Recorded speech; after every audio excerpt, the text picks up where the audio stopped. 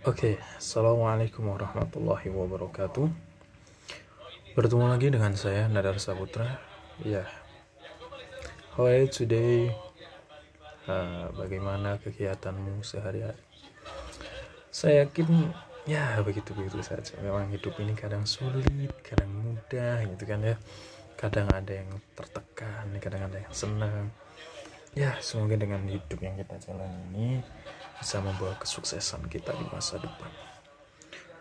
Soalnya gini teman-teman, hari ini ada topik yang menarik dalam sebuah pembahasan kita dalam perkuliahan ini.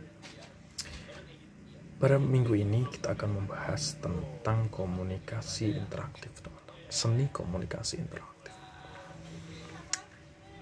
Oke, kenapa komunikasi interaktif itu menjadi suatu hal yang penting dalam sebuah pembelajaran atau dalam kegiatan belajar mengajar? Sebelumnya memasuki pengertian dari komunikasi sendiri. Pengertian komunikasi itu adalah sebuah proses transfer informasi yang memiliki arti pengetahuan dari seseorang kepada orang lain. Pengertian ini dicetuskan oleh Tubbs. Namanya Tubbs. Ya, saya dapat dari jurnal. Nanti bisa diselidiki. Jadi, komunikasi interaktif ini adalah sebuah kegiatan komunikasi yang akan menimbulkan sebuah aksi dan reaksi. Misalnya gini, dalam sebuah pembelajaran contohnya. Ketika seorang guru menjelaskan materinya, kemudian ada seorang siswa yang bertanya. Kemudian di situ akan muncul sebuah diskusi. Maka itu disebut komunikasi interaktif. Jadi dalam sebuah komunikasi interaktif itu harus ada aksi dan reaksi, harus ada timbul balik. Kemudian kenapa komunikasi interaktif ini menjadi penting dalam pembelajaran? Urgensinya apa dalam pembelajaran? Nah, jadi gini teman-teman, ketika seorang siswa itu mendapat informasi, itu ada sebuah perasaan atau sesuatu yang dalam menerima informasi, seseorang itu apabila bisa melekat dalam dirinya ketika ada sesuatu yang spesial bagi dia menganggap otaknya itu merespon sebagai itu adalah hal yang penting bagi dia, itu adalah hal yang berkesan bagi dia, dan itu adalah hal yang harus diingat-ingat. Nah, maka dari itu pentingnya komunikasi interaktif ini adalah keunggulan dari komunikasi interaktif ini adalah kita dengan seorang siswa misalnya, atau saya dengan Anda akan merasa lebih dekat daripada saya hanya ngomong seperti ini aja. Saya yakin. Nah, dengan adanya perasaan yang dekat ini, dengan adanya rasa kita itu dinotis oleh pembicara, hal ini akan membekas bagi kita, dan kita akan menerima informasi itu secara efisien dan efektif. Nah, dan selain itu, kita juga akan merasa lebih ceria atau merasa lebih senang. Nah, ada dua indikator atau dua keadaan yang memungkinkan seseorang itu mengingat sesuatu, yaitu ketika dia sangat senang dan ketika dia sangat sedih. Makanya ketika guru-guru dahulu itu apabila siswanya ingin paham, maka harus dibentak dulu, harus dimarahin dulu. Nah, dari situlah materi masuk. Tapi itu tidak baik untuk mental ke depan para siswanya. Makanya selain itu kita akan menimbulkan rasa senang. Nah, dari rasa senang ini akan menimbulkan keterbukaan di dalam otak kita. Kita akan merasa lebih enak atau lebih plong. Aduh, malah kayak iklan apa ya. Nah, kita akan merasa lebih fresh. Nah, dari situ otak kita akan menerima informasi itu secara mudah. Tidak tertekan, dan kita merasa lebih senang, dan mental kita pun aman ke depannya, teman-teman. Nah, dalam proses komunikasi interaktif ini ada sebuah siklus dalam pemrosesan informasi dalam diri manusia.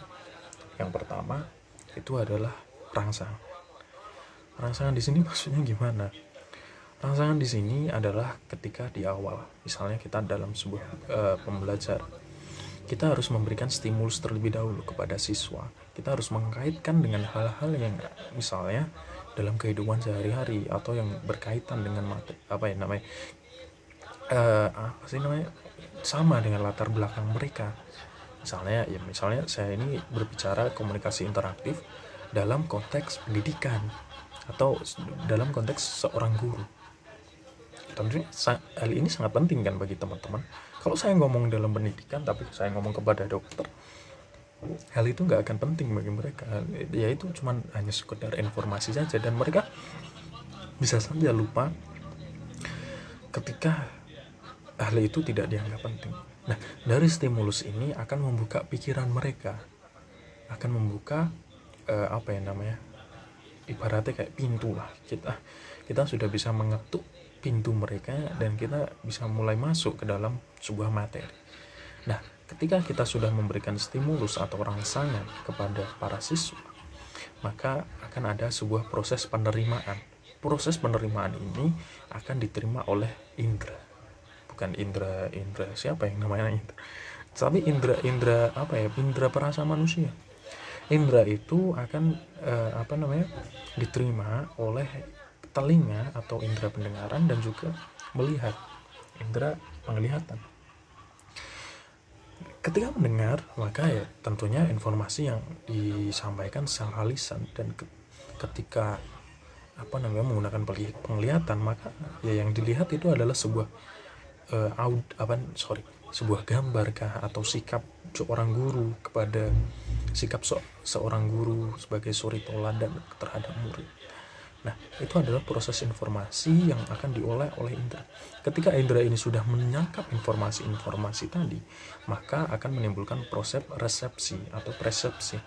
Persepsi ini adalah proses di mana informasi itu diarahkan kepada otak, teman-teman. Nah, setelah diterima oleh indera penglihatan dan juga pendengaran tadi, maka informasi ini akan ditafsirkan kepada dalam otak. Kemudian timbullah sebuah pengetahuan. Kemudian pengetahuan ini akan masuk ke dalam memori jangka pendek, teman-teman. Nah, dalam memori jangka pendek ini akan terjadi sebuah pengulangan atau latihan yang berkali-kali. Nah, dalam latihan berkali-kali ini maka akan terjadi timbulnya proses memori jangka panjang.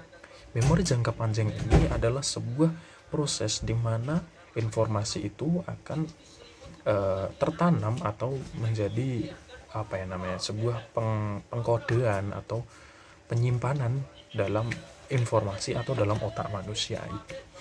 Maka informasi yang sudah tertanam dalam memori jangka panjang bisa muncul ketika kita ingin mengungkapkannya, pengungkapan. Nah, jika sebuah informasi itu sudah masuk ke dalam memori jangka panjang, biasanya akan bisa diungkapkan oleh manusia. Seperti itu, teman. Nah, kemudian apa saja pentingnya atau urgensi dari kemampuan komunikasi interaktif ini bagi seorang guru? Tentunya hal ini akan menjadi sangat penting bagi seorang guru untuk memiliki kemampuan ini. Karena dengan sebuah pembelajaran atau komunikasi yang interaktif ini akan membuat para siswa itu lebih mudah untuk mencari informasi. Karena gini, apabila teman-teman atau seorang guru itu hanya menyampaikan informasi secara satu arah, maka informasi yang disampaikan bisa diterima, tapi tidak maksimal dan tidak efisien. Karena tidak adanya interaksi menyebabkan siswa ngantuk. Ketika siswa tidak ada interaksi, dia tidak akan fokus kepada kita. Nah, dari tidak fokus ini siswa akan menjadi ngantuk. Nah, kalau sudah ngantuk ya otomatis tidak bisa menerima informasi secara maksimal. Makanya perlunya komunikasi interaktif ini juga untuk menjaga siswa itu tetap fokus kepada kita. Ketika sudah fokus, otomatis informasi-informasi yang kita sampaikan akan tersampaikan dengan efektif dan juga efisien. Seperti itu, teman-teman. Ya, jadi komunikasi interaktif sangat penting bagi seorang guru. Karena dengan komunikasi interaktif akan memudahkan komunikasi antara peserta, didik, dan juga pengajar. Nah, selain itu, dalam sebuah penelitian, hasil belajar dari seorang siswa itu disebutkan bahwa dengan pembelajaran interaktif itu nilainya cenderung lebih tinggi karena dia mendapatkan informasi yang lebih banyak ketika dia bertanya atau dia menyampaikan pendapat, bertukar pendapat saat diskusi dan sebagainya. Karena apabila dengan hanya komunikasi satu arah, informasinya hanya terbatas pada itu saja dan tidak meluas kepada yang lain. Karena di situ tidak ada topik-topik baru yang bisa dikembangkan dalam sebuah pembelajaran. Mungkin itu saja yang dapat saya sampaikan. Terima kasih. Assalamualaikum warahmatullahi wabarakatuh.